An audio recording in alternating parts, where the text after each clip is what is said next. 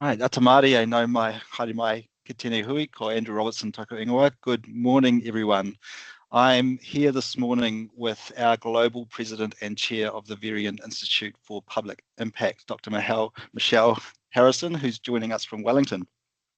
I wish I was joining you from Wellington. A little bit further away than Wellington.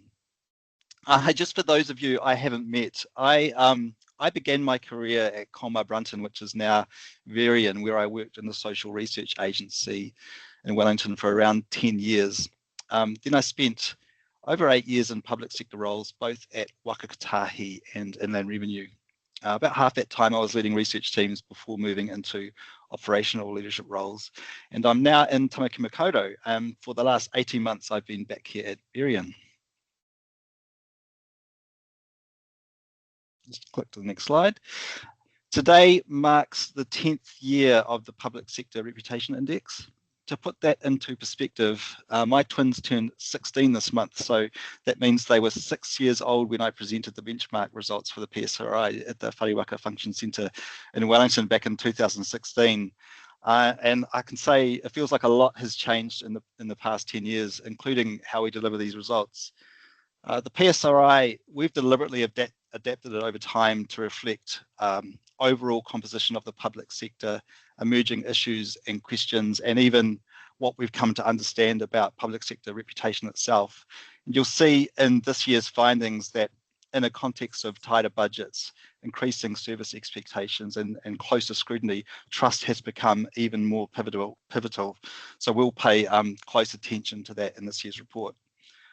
This year's PSRI includes 58 agencies, with the Ministry for Regulation and Earth Sciences New Zealand included for the first time this year, and we've removed some agencies that have been disestablished or merged. And this year's results are based on a large survey of 3,500 New Zealanders sampled and weighted to be nationally representative by age, gender, region, and ethnicity in education. Just briefly going to look at the agenda. Shortly, I'm going to hand over to Michelle, who's going to speak for a few minutes on why institutional trust and reputation matters for democracy. Then I'm going to delve into the sector-wide reputation results, followed by the top 10 and most improved agencies this year. And then we'll explore some of the focus topics which we felt were particularly useful and important in the current context. And then at the very end, I'm going to finish off with some special mentions based on what we've observed over the last decade. We also have Mike Dunn here, our co-managing director, and he'll be in the background on the Q&A throughout the webinar, so you will feel absolutely free to ask questions on the go, and we'll also open for questions at the end, time permitting. But without further ado, let me hand you over to Michelle. Well, thank you very much, Andrew, and it's very nice to be here. Even though a little past my bedtime, I am calling in from London. So as Andrew said, I'm Michelle Harrison. I'm the chair of the Varian Institute of Public Impact, and actually back in the day was the founding CEO of Varian. And now we're an organisation. Over the last 10 years, we work in New Zealand and Australia and Singapore and then across Europe. And we find ourselves now 2 years on from, I think, what we can comfortably call the geopolitical tilt. We find ourselves as an organisation that works with governments in what are now known as the middle powers. And Andrew talked about how much had changed in the last 10 years in terms of doing this work. And I wanted to just for a couple of minutes reflect on why those changes are so important, and none less than the amount of change we've seen in the last 2 years. I've been working in social research and public policy for decades, and the issues that we have been working on with clients in the last 2 years have been of a scale of difference that I haven't seen in any previous time in my career. So we have been spending a lot of time at the Varian Institute working around issues of democratic resilience and also of what we call preparedness, societal resilience in the face of potential crisis.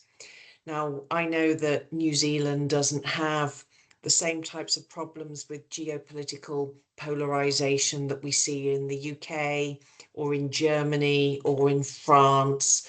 But nonetheless, some of the issues that we're looking at that reflect how well a society can respond in terms of times of crisis still are things that we can't put a wall around that affect all societies. Having said that, what Andrew is sharing today is really very good news, and congratulations to everyone involved.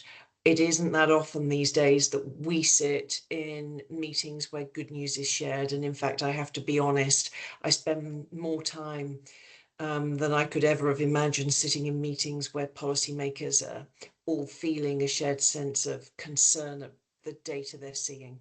So when we're looking at issues to do with democratic resilience or preparedness for crisis, there are 4 themes that just come through again and again, and you will see them reflected in the presentation that Andrew shares, because they sit at the heart of issues to do with institutional reputation.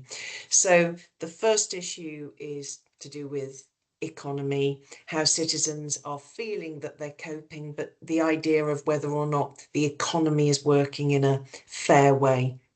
The second area is to do with service delivery, which many of you listening are intimately involved with. And I think what we might really now refer to as relational government. How are services supporting the building and sort of outcome of that relationship between citizens and government services on the front line? The third area is, I think, the one where we have seen the most global change and which countries find it very difficult to protect themselves from. It's the information landscape, kind of intertwined with technological change, this massive challenge that governments have now in getting their message across, and citizens have in identifying who they can trust and what the truth now is. And that's a fundamental issue many government bodies are dealing with. And then this last one is this issue of trust at the core of reputation, working in 2 different ways. Firstly, when citizens don't trust institutions, it becomes harder for government to do the work of government, to deliver services, but also to collect taxes, to deliver advice, but also to bring about behaviour change that works for the benefit of society. But just as important as that, it's about how citizens feel in times of crisis, and the work that we do looking at how they respond to, how they would feel they would respond to an economic crisis or a public health crisis or an environmental crisis or even a military crisis, on which voices they can trust. So that idea of institutional reputation being so key. So, as I said, these issues affect some countries more than others, but few middle powers are entirely immune from them. But great news from New Zealand in terms of what is about to be shared, in terms of trends going in the right direction. I've had the pleasure of already seeing the deck. I'm sure you'll understand I am not going to stay because it is past my bedtime. But thank you very much for attending, and I'm going to hand over to Andrew now to continue with the presentation. Ka kite, thanks very much, Michelle. Good night. Good night. So before I get started, I just want to be really clear on what we're talking about when we use the term reputation. You can think about reputation as an overall impression people have about your agency based on what they think, feel, and believe. One of the most important things to keep in mind here is that reputation is not just about visibility or what people know, it's also about how they feel and what they assume. It can be shaped by direct experience, so service delivery, indirect information, like media coverage and political commentary, or public narratives like this agency is fair, or they're really political, or they're experts, or they don't listen, or they're really great if you just give them a call. Click. Given the wide range of factors that influence reputation, we set aside some time each year to think about the New Zealand context and what might have shaped views and opinions so that we can build that into our design and analysis. And these are some of the influencing factors we considered this year, and we've grouped them into 4 broad themes. Under cost of living and spending restraint, we've seen ongoing cost of living pressure and government savings measures, a continued government focus on cost savings mergers and restructuring, media coverage of job cuts, industrial action and organisational change.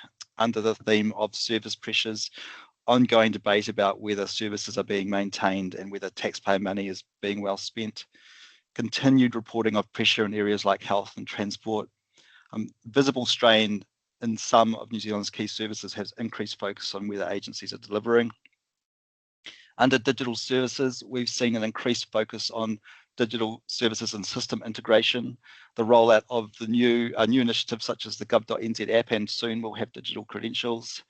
Ongoing improvements to major platforms like MyIR, the Inland Revenue website. Much of this work is underpinned by a desire for more integrated and digital first service delivery. And also trust and information. The Manage My Health data breach was described as one of the largest privacy breaches in New Zealand history. Investigations in 2025 found issues around the use of personal data in census and vaccination campaigns. There were media reports of survey findings highlighting low trust in the news media, and there's been growing public attention on AI and gradual integration of AI assistance in government services. But what we didn't predict early in the year when we were designing this year's PSRI was fuel scarcity and increasing fuel prices, which was an emerging issue during the March fieldwork period, which further increased cost of living pressures. So the question is, what might this all mean for how New Zealanders think and feel about the public sector today? For those who are new to the PSRI, I'll just briefly cover off how we measure reputation. We assess reputation by asking New Zealanders whether they agree or disagree with 16 attribute statements, which are grouped under 4 pillars: trust, leadership, social responsibility, and fairness. Each year, we determine the relative importance of each pillar, essentially telling us what matters most to New Zealanders. And we use that to calculate each agency's reputation score, which leads me on to our first really interesting finding. This slide shows the relative importance of each pillar to reputation.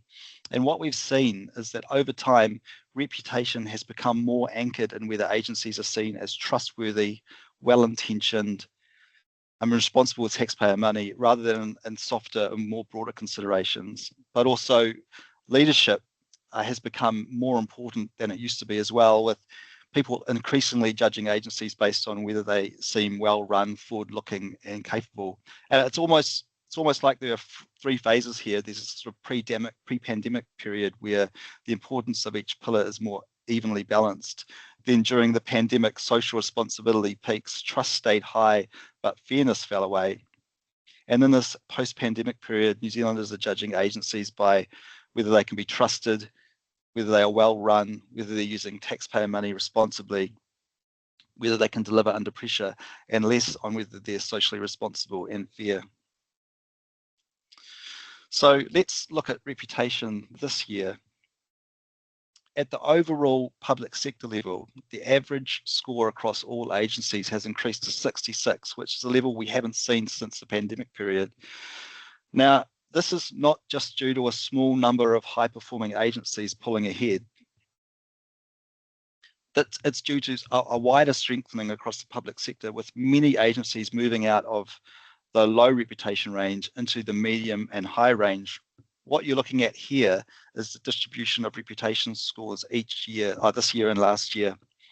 And what stands out this year is not that the average score, not just that the average score is higher, but that the distribution is healthier, with far fewer agencies sitting in what we've historically called the low range, and many more now sitting in the medium and high reputation range. And a consistent finding every year is about the relationship between reputation and advocacy. Agencies with higher reputations are spoken highly of, which contributes to a wider sense that government is competent, fair, and working in the public interests.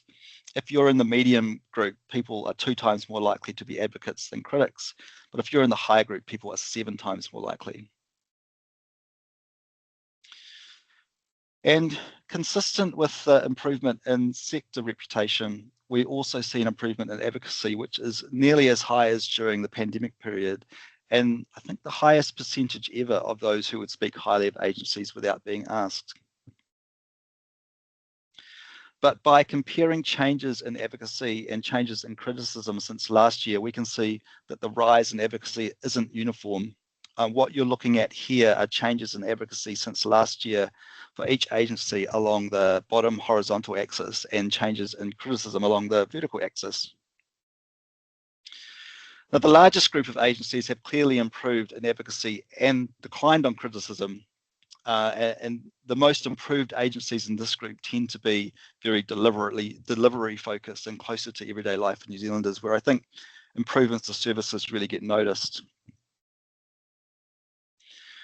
There's a small group of agencies that have perhaps flown under the radar a little compared to last year, with decreases on both advocacy and criticism.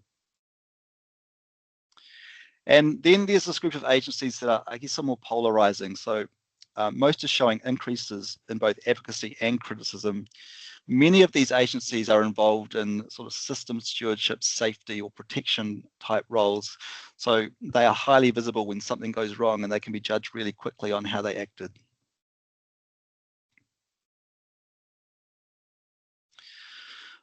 Okay, almost time to look at the agency results, but just before I do, a quick look at the average pillar scores and the largest attribute changes we've seen this year. All 4 pillars have improved this year, and all are back to levels last seen at around 2021. That means the change in public sector reputation in 2026 is not isolated mainly to one dimension, a bit like it was last year. It's more broad-based across the full model. The largest year-on-year gains have been for leadership, fairness, and trust. Trust still remains lower of all the pillars, although it has improved considerably this year. And the largest attribute shifts since 2025 suggest that in a context shaped by spending restraint and service pressure, the public appears to be responding most strongly to signs of competent stewardship. So discipline with use of taxpayer money, being future ready, so being forward looking and a well-run organisation. All right, so moving on to the agency results, starting with the top 10. Fire and Emergency retains its position as the agency with the highest reputation score, but we've seen several changes within the top 10. Department of Conservation maintains its spot in second place this year. The New Zealand Customs Service, they've increased by 1, now in 3rd place. NEMA is in 4th place, up 2. Earth Science New Zealand is in 5th place. Its predecessors, GNS Science and NIWA, were at 3rd and 10th place respectively last year, so you could consider this almost like an increase in 1 or 2 places since last year. Tourism New Zealand and ICA are at ranks 6 and 7. They've entered from outside the top 10 last year. Met Service is in 8th place, down from 5th place last year. Creative New Zealand is new in the top 10 this year, and Aviation Security are in 10th place, down slightly from 8th place last year. And thinking back over the last 10 years, some of our observations about agencies that are consistently in the sort of top 10 group, they often have a really clear practical public purpose that's easy for people to understand. They are often protective or service facing. Some are more likely to be seen as expert-led, such as Earth Sciences New Zealand and ICA, or last year, GNS Science and NIWA. And their work likely feels practical, visible, and broadly relevant in the public and broadly in the public interest. Conversely, agencies in the low reputation group tend to be those where the public experience is more mixed, or they face tighter constraints or service pressure, or their work is more politicized and contested, or their role is just harder to communicate clearly.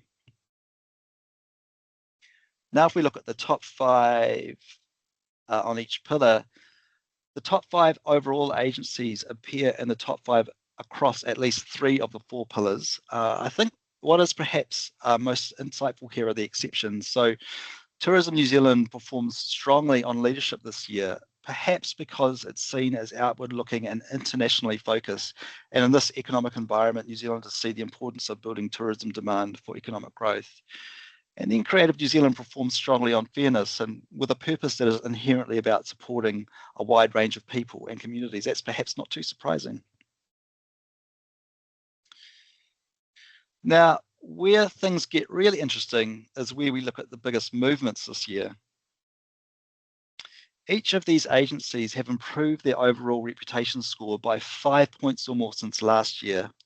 An 11-point increase for Auckland Transport is the biggest change we've seen in the PSRI over the past 10 years, seconded only by a 10-point drop, for one agency back in 2022.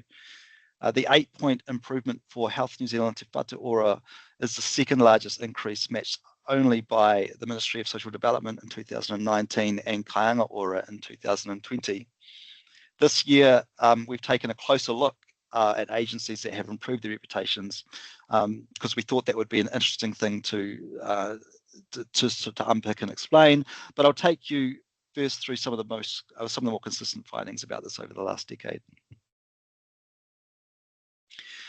Each year, we ask New Zealanders which, if any, of the following sources have impacted their views of each agency, from news media, advertising communications, bloggers, commentators, a word of mouth through family and friends, personal experience, or through family and friends via social media. We also include the options don't know or none of these, which essentially means people are basing their views on general impression only, and perhaps even just the name of the agency. On the surface, media and comms has a strong influence on reputation, especially the news media, although this has declined this year and more people are basing their views on general impression. The lower influence of media and comms this year is also shown here, where we look at recall of positive and negative media, which spiked last year. And I think rather than a simple shift in tone, 2025 looked like a year when public sector agencies were simply much more present in the news, particularly around cost-cutting, service pressures, but also school lunches was a big feature in the news, and health system issues. Now, I remember at last year's webinar, one person asked at the end, and they were quite surprised that a particular agency's reputation hadn't reduced further given the amount of negative media coverage they've received. And the chart on the right here plots change in reputation since last year along the vertical axis, and change in net media sentiment along the horizontal axis. So the higher an agency, the more positive the reputation change. And those agencies on the right have been perceived to receive more positive media. And you can see here a number of instances where reputation has increased despite more negative media sentiment. There could be many reasons for this, some of which may include people's direct experience or underlying views of an organisation are stronger than the media narrative. Direct experience will often carry more weight than media, so improvement in service delivery can override it. It could be the fact that reputation tends to move slowly, and media can sometimes be short-term. Negative coverage doesn't always affect all audiences equally. Some agencies are naturally more exposed to criticism as well, so the public may become somewhat desensitized to negative coverage and maybe stop listening a little. And also, I think it's important to mention that media coverage may garner more support as well. So, for example, in instances of industrial action, that may garner more support for an agency's employees. We believe that trust acts as a sort of a buffer, helping agencies stay resilient and maintain trust even when something goes wrong. Those who have attended our webinar before will be familiar with the next two charts. This chart shows the relative influence of media versus experience for all agencies that improved their reputation since last year. And you can see that very few agencies have relied on media or experience alone. Most agencies that have improved have relied on a combination of both, although there are some outliers there. And this chart shows what tends to shape people's views of each agency. Each coloured point represents an agency, and we've mapped them based on what people say influences their views. Agencies that sit closer to one of those influences are more likely to be shaped by it. This chart essentially shows that different agencies have different levers available to them to influence reputation. You can see on the left that high volume or public facing service delivery agencies have a greater ability to influence views through service delivery. But for a notable number of agencies, New Zealanders rely more on general impression of what the agency does. And for these agencies, reputation may be a little more fragile as it can be shaped by limited information and is harder to influence through day-to-day delivery alone. As I mentioned earlier, this year's context includes heightened sensitivity around data, privacy, media trust, and the role of AI. And in this kind of environment, trust in information becomes critical. So we've taken a closer look this year at which sources people actually rely on and believe. We asked all respondents to the extent to which they trust news organisations and the extent to which they trust influencers, bloggers, commentators, and other people they know. Less than half of New Zealanders trust what news organisations tell the public about government agencies, and there's even lower trust in what influencers, bloggers, and commentators might be saying. For each agency included in the PSRI, we also asked respondents to tell us the extent to which they trust what that organisation tells the public. Now, each of the bars shown on these two charts represents the trust gap for a particular agency, or the extent to which New Zealanders trust each agency more or less than news organisations, or more or less than bloggers and commentators. And the findings show that every agency is trusted more than bloggers and commentators. And most public sector organisations are trusted over the news media to tell their own story. However, some agencies do have a lower margin for error, and there are 3 agencies where communications alone are unlikely to overcome that trust deficit. All of these agencies are in very high stakes, sensitive roles. Their work is directly tied to people's lives and well-being, where discussion or debate is very emotionally charged, and they are frequently subject to public scrutiny. Their challenge looks less like awareness and more like credibility and trust. That is, people are relying more on external voices than on what the agency says itself. Now here we've plotted the trust gap for the news media on the vertical axis against each agency's reputation on the horizontal axis. And you can see here, there is an incredibly strong relationship. So the ability to communicate credibly is with the public is intrinsically tied to organizational reputation. If your reputation is weaker, communications alone are unlikely to overcome that trust deficit. People will rely more on how they felt dealing with you and other sources of information rather than what they're being told by your agency. In other words, an agency's ability to communicate effectively ultimately depends on whether it's built trust to be believed. Now, it's always fascinated me that some organisations have consistently high reputations and score positively on nearly all of the 16 attributes, even on attributes you might not think to associate with them. For example, why might Fire and Emergency New Zealand score well for its contribution to economic growth? So last year, for the first time, we assessed the emotional connection that New Zealanders have with agencies by asking people to respond as quickly as possible on a sliding scale from extremely positive to extremely negative.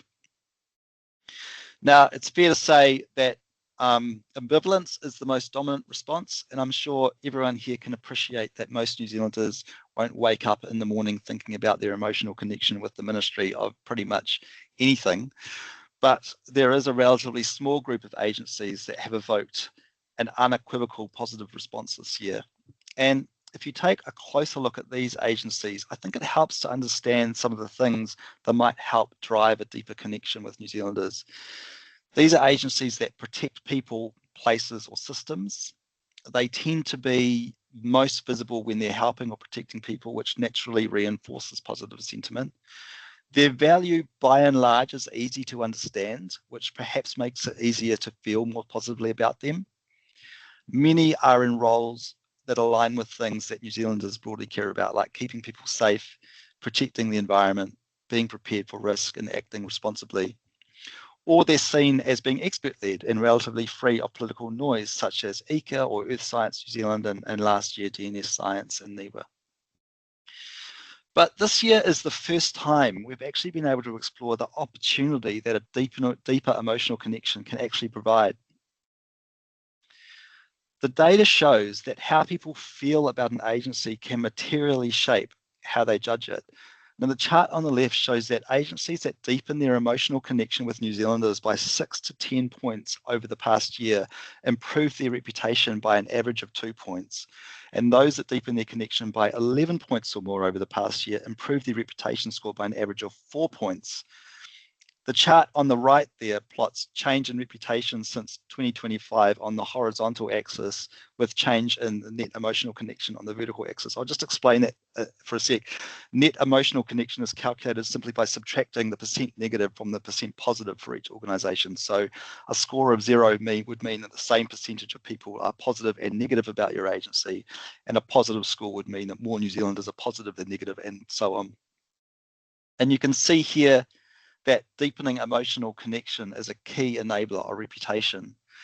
Now, emotional connection, that comes from meaning. It doesn't come from mechanics or function. And if you want to build emotional connection, it's not enough to be telling people what you do. You need to kind of connect with why it matters to them. If we take just a hypothetical example, if you think of a water utilities agency, they might want to talk about pumping millions of litres of water an hour or treating wastewater safely, and that's all true. But what deepens connection is something different. It's about keeping families safe, protecting rivers and beaches, making sure communities can rely on something that's essential to life, clean water every day. Another example could be in transport. If you were to ask a transport engineer, they might want to talk passionately and at length about $1 billion infrastructure project, hundreds or thousands of kilometres of road built or repaired each year, or how many people move through the network. But what actually builds connection is whether people can get home safely, spend less time in traffic, stay connected to work, whānau, or opportunity. In other words, if you want to build emotional connection, think connection over function and translate what you do into why it matters in people's lives. Another topic we explored for the first time last year is perceptions of political neutrality. For each agency, we asked respondents whether they agree or disagree that it advises on or implements government policies to the best of its ability, regardless of which party is in government, or i.e. is politically neutral. I'll read that again because it's quite a mouthful. We asked respondents whether they agree or disagree that an agency advises on or implements government policies to the best of its ability, regardless of which party is in government. And I found this quite surprising. Last year, we see a group of agencies that at least a quarter of New Zealanders disagree are politically neutral.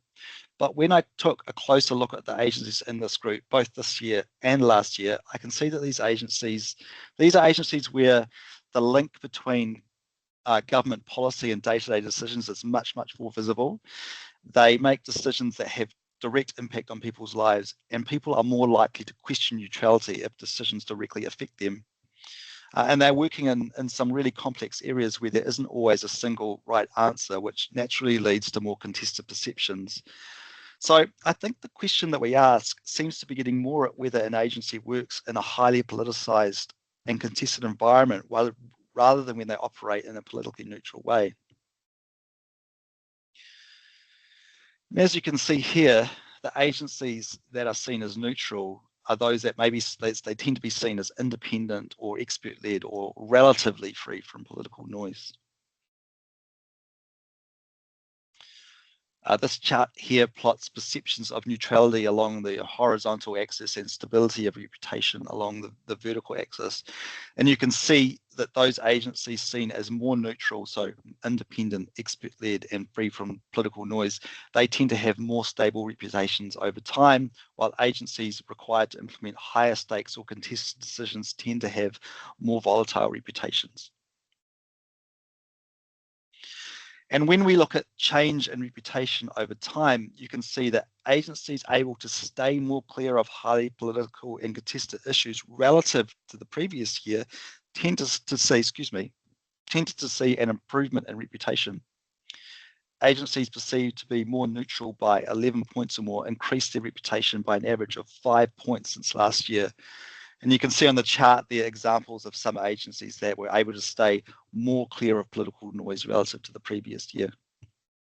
Now, to be clear, I'm not saying that there hasn't been any contentious issues or anything around these agencies, but it means that from a perception perspective, the public may have been less exposed to issues than in the previous year, or other more positive topics or issues have outweighed those contentious matters in shaping people's overall views. I think the take-home message here is that agencies operating in contested areas face a tougher reputational environment where trust must be actively built rather than assumed. Okay, so now in the current environment of ongoing spending restraint, restructures, and a renewed focus on public sector costs, including Tuesday's pre-budget announcement, the question of funding becomes even more important.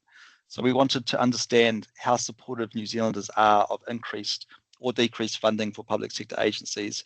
And what we found is really quite nuanced. We asked respondents whether they think funding should be increased, decreased, whether it should stay the same for each agency in the PSRI. One of the first insights here is that over time, more New Zealanders are holding an opinion and most want to see funding maintained, although there is a notable proportion, more than a quarter, who would like to see funding increased. We included a new question this year to explore public views on whether agencies have been able to maintain their level of service since the public sector funding cuts. And you can see here that 60%, or 3 in every 5 New Zealanders, believe service levels have held up fairly well. And you can see in this chart on the right here, we've plotted this question along the horizontal axis, and then we've plotted it against support for increased or decreased funding along the vertical axis. And the largest cluster of agencies have held up well, and on balance, New Zealanders are more supportive of an increase than a decrease in funding. But there's a small cluster of agencies where, on balance, New Zealanders are more supportive of a decrease. And these tend to be mostly system, regulatory oversight, advisory, or administrative type organisations. And there are 2 agencies here where services are perceived to have decreased and where New Zealanders support increased funding. Both of these agencies are in frontline and very consequential public services. And I've just highlighted the top 10 agencies by overall reputation, and you can see here that the services of agencies with stronger reputation tend to be considered more resilient in the face of funding cuts.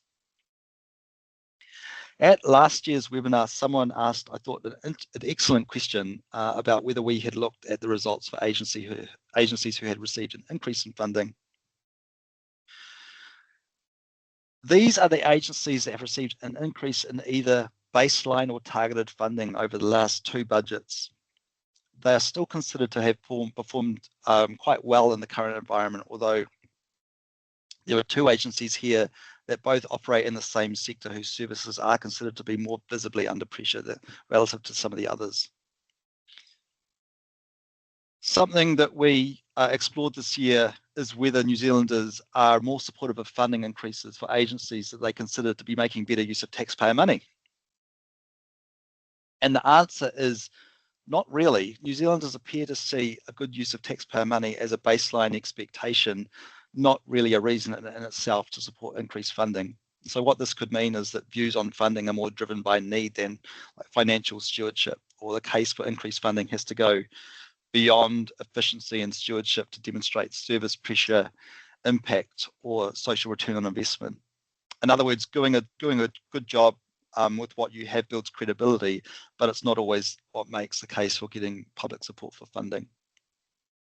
I think the take-home message here is that in our environment, the case to increase public support for funding has to demonstrate clear need, visible service pressure, and or tangible impact.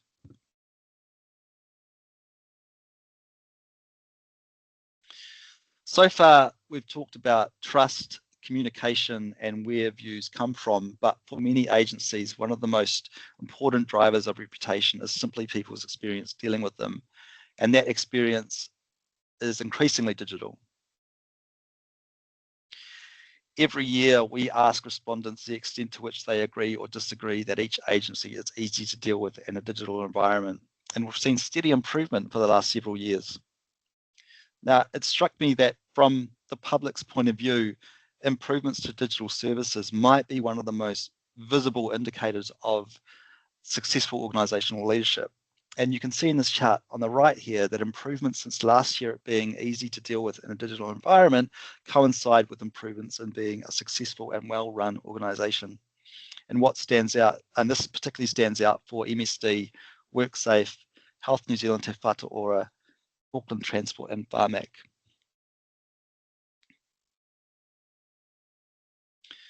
Another important theme that we highlighted at the start of the presentation was increased sensitivity around how data is used and protected, as well as growing attention on AI, including a view among some that AI might be a solution to public sector efficiencies.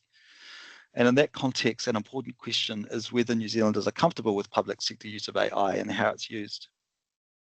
We asked respondents for their level of comfort with each agency using AI to deliver its services. 4 in 10 New Zealanders express some level of discomfort with this, and 3 in 10 feel comfortable. And it's not just a matter of trusted agency equals comfort with use of AI.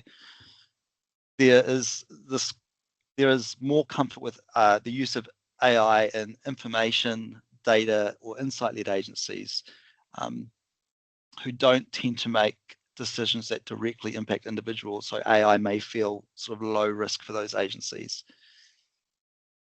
There is a small group here of agencies where AI may be seen as an opportunity to improve trust and delivery, and these tend to be highly operational or infrastructure-focused agencies. Then there are these agencies here that are trusted, but New Zealanders are more cautious about the use of AI. These agencies tend to be in higher stakes safety, regulatory, or judgment-based roles, and here the public doesn't want to see AI making important decisions. And then there's the agencies in the lower left quadrant tend to be large central government agencies or with highly visible service delivery functions. And so their decisions more directly affect people, and here AI risks potentially amplifying existing trust issues. But we took this one step further to understand the public's level of comfort with different AI use cases. And you can see the public is most comfortable with AI being used as a support tool, for example, sending proactive reminders or an internal knowledge assistant for staff to quickly find policies, procedures, or to help the public. There is greater discomfort concentrated around use of AI in a way that affects decisions about individuals, especially where human judgment may appear limited or secondary.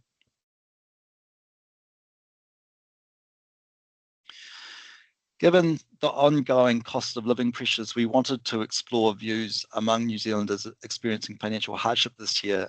We initially did this because we wanted to understand how this influenced views around public sector funding and service delivery. However, what became clear when we were analysing the results is that financial hardship doesn't just influence views of funding and services, it's associated with much broader differences in how people see and experience the public sector overall. We asked all respondents how hard it has been for them to pay for the very basics like food, housing, medical care, and heating.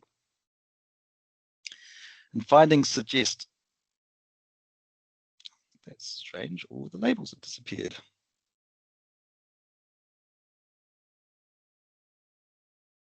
Here we go. I don't know what happened there.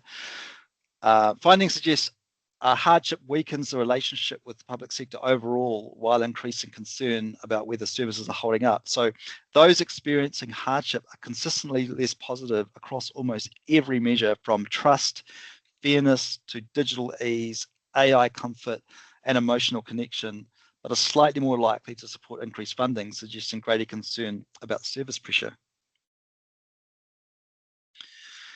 And financial hardship and vulnerability is associated with much deeper concern and discomfort with public sector use of AI. It's not just in high stakes decisions, but across almost every use case, even for relatively routine uses like reminders or helping staff. There is deep discomfort with AI being involved in decisions about eligibility, payments, or approvals. And this highlights that building trust in government use of AI may be especially important and more challenging for those who are already under financial pressure. I think the take-home message here is AI may help agencies do more with less, but in a constrained environment, it might also feel like a loss of human support, particularly for those who are more vulnerable and experiencing financial hardship themselves. So that brings us to the end of the presentation of results, but I'd like to finish with a series of 5 evidence-based considerations for building trust and reputation.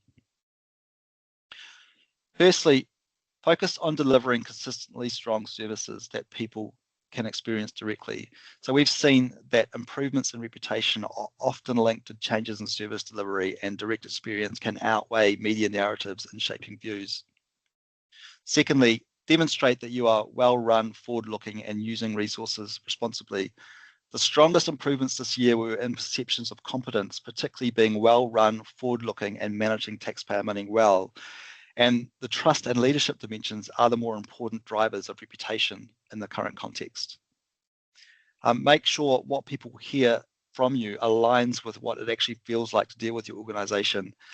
People rely heavily on their own experience and general impression. When your messages don't align with your experience, you will lose credibility, and people will rely more on what they have seen or felt, not on what they've been told.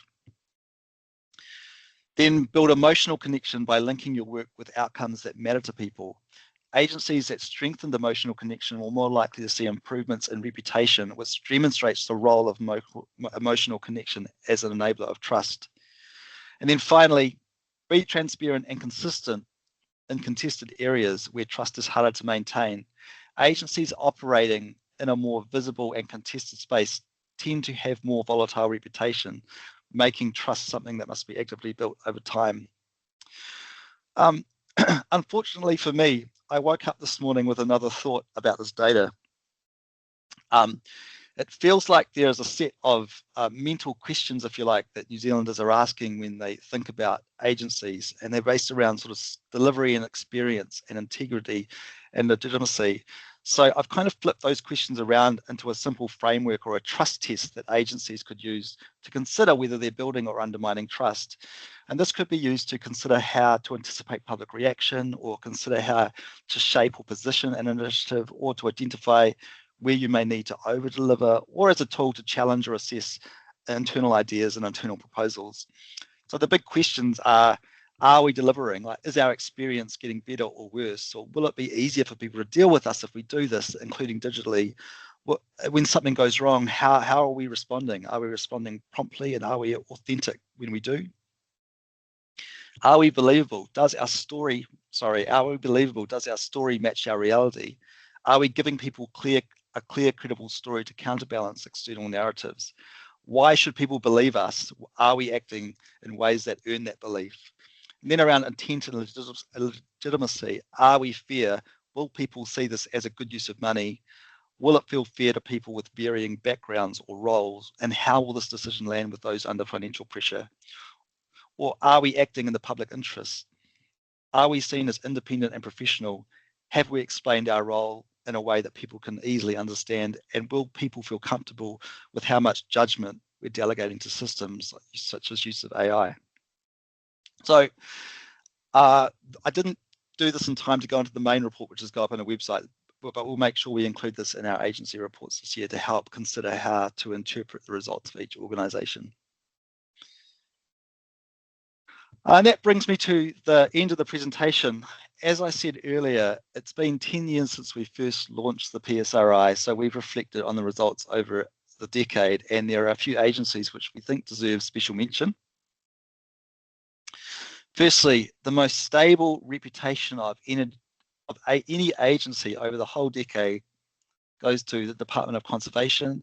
They've had an average reputation change score of 1.2 over the entire decade. So well done, maintaining a really strong reputation over time. Largest long-term improvement over the decade goes to the Natural Hazards Commission. Some really impressive gradual improvements to reputation over time seen in most years.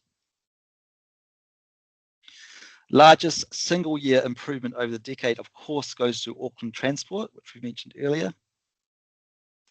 Most improved over the last 2 or 3 years goes to the Energy Efficiency and Conservation Authority, EECA.